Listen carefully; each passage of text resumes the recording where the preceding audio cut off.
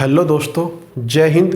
स्वागत है आप सभी का मेरे चैनल राइट अप स्टडी पर। मैं स्वागत करता हूं। जी हाँ, थोड़ा मेरी तबीयत भी ख़राब है, थोड़ा आवाज़ भी आपको मोटी मोटी आ रही होगी। और ये बिल्कुल नई सीरीज स्टार्ट कर रहा हूं मैं। आपको मेरे सामने वाइट बोर्ड पे कुछ दिख रहा होगा, ऊपर लिखा हुआ सामान्य हिंदी परिचय। जैसे कि आप सभी को पता है कि आपके कुछ वैकेंसी आ गई है बहुत बड़ी बड़ी, तो उसी को ध्यान में रखते हुए मैं आपको कंप्लीट हिंदी कराऊंगा अपने मतलब चैनल पर, कंप्लीट ए टू जेड। उसमें आपके कौन कौन से एग्जाम कवर होंगे वो भी आप सुन लीजिए।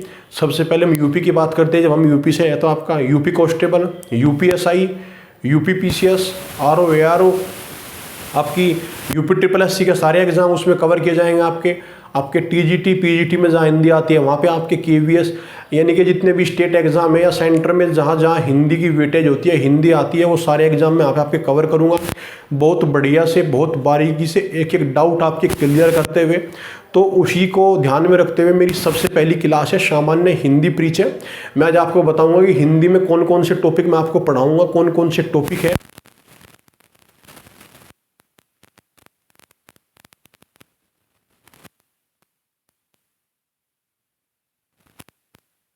इसके पीछे लगी है क्योंकि हिंदी को मैंने भी बहुत बार, कई बार बहुत बारीकी से स्टडी किया हिंदी को।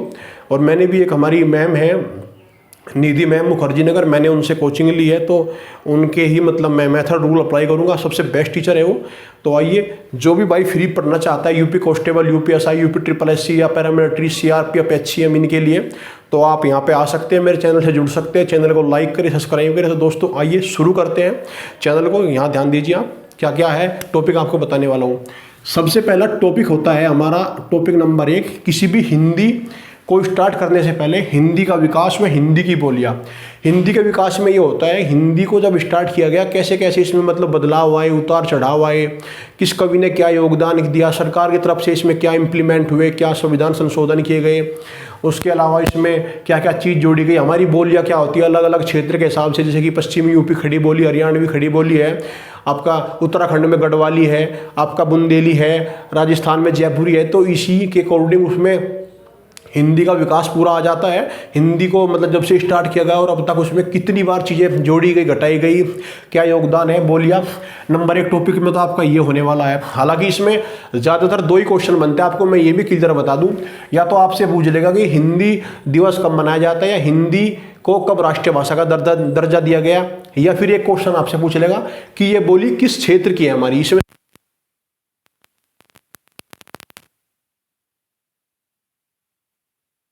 नहीं पूछेगा। आपका नंबर 2 टॉपिक आता है वर्ण व वर्णमाला, स्वर व व्यंजन। ये बहुत इंपॉर्टेंट टॉपिक है। ये मैं कहूंगा कि हिंदी व्याकरण की पूरी जड़ है। यानी कि जितना भी आप इसको ध्यान से पढ़ लेंगे, आपकी आगे की हिंदी व्याकरण उतनी अच्छी होती चली जाएगी, क्योंकि इसमें पूरी जान है।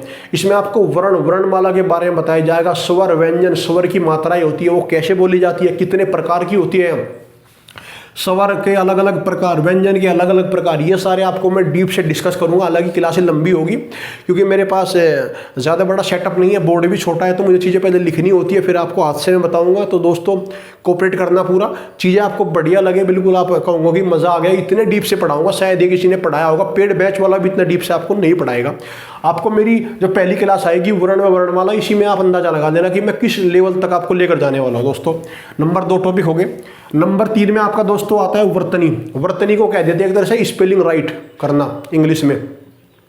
दोस्तों वर्तनी में आपको मैं, वर्तनी के कुछ रूल होते हैं, कैसे कैसे उनको मतलब यूज किया जाता है। रे का पदेन रूप, रे का रूप रूप, ऋषि कहाँ लगता है, कैसे होता है, बिंदी कहाँ आती है के बाद कैसे डंडा आता है, इस तरह छोटा ऊ कहाँ आता है, बड़ा ऊ कहाँ आता है। तो वर्तनी में ये कुछ रूल है। उसके ऊपर शिरोरेखा कहाँ पर आती है, शिरोरेखा कहाँ पर टूटती है, वो सारी इसमें डिस्कस दोस्तों मैं आपसे करने वाला हूँ।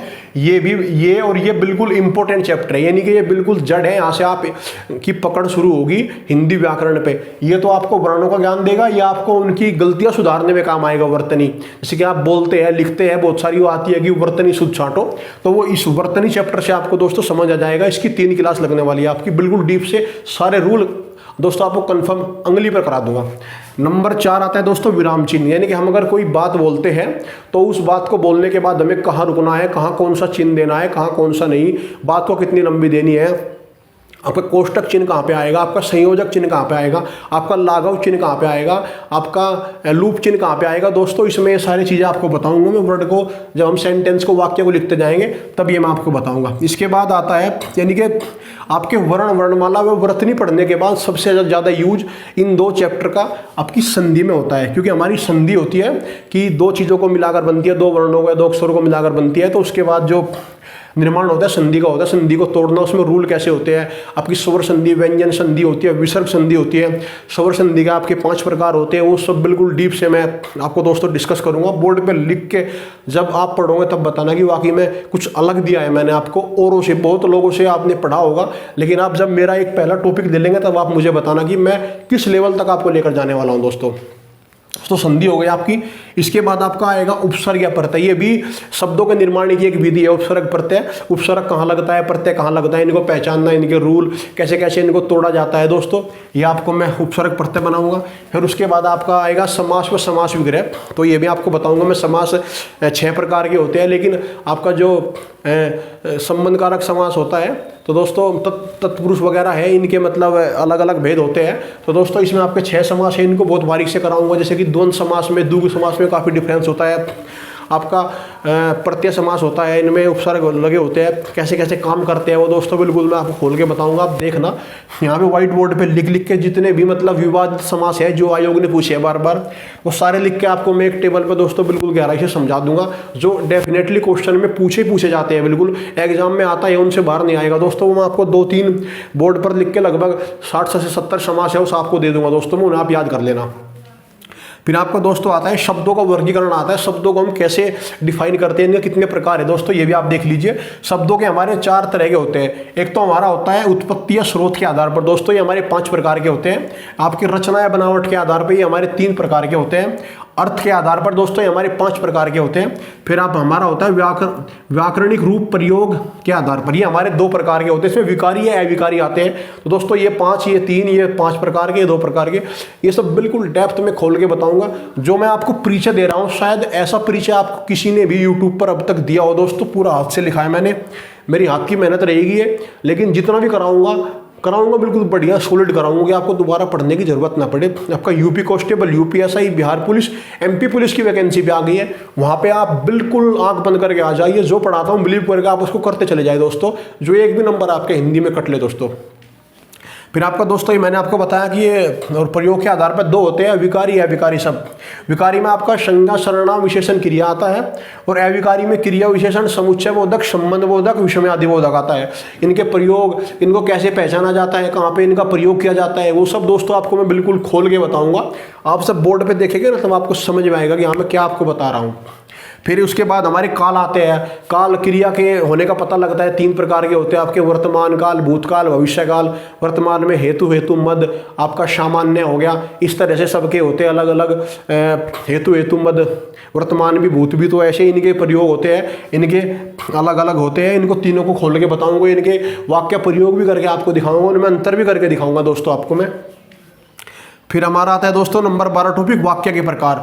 वाक्य के हमारे प्रकार 3 तरह के होते हैं। एक तो आपकी प्रधानता की दृष्टि से, एक अर्थ की दृष्टि से, एक दोस्तों रचना की दृष्टि से।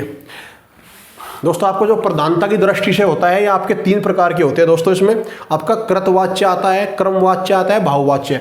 वो आपको इसी में आता है प्रधानता की दृष्टि में, कृतवाच्य, क्रमवाच्य, भाववाच्य। फिर आपका हो जाएगा दोस्तों अर्थ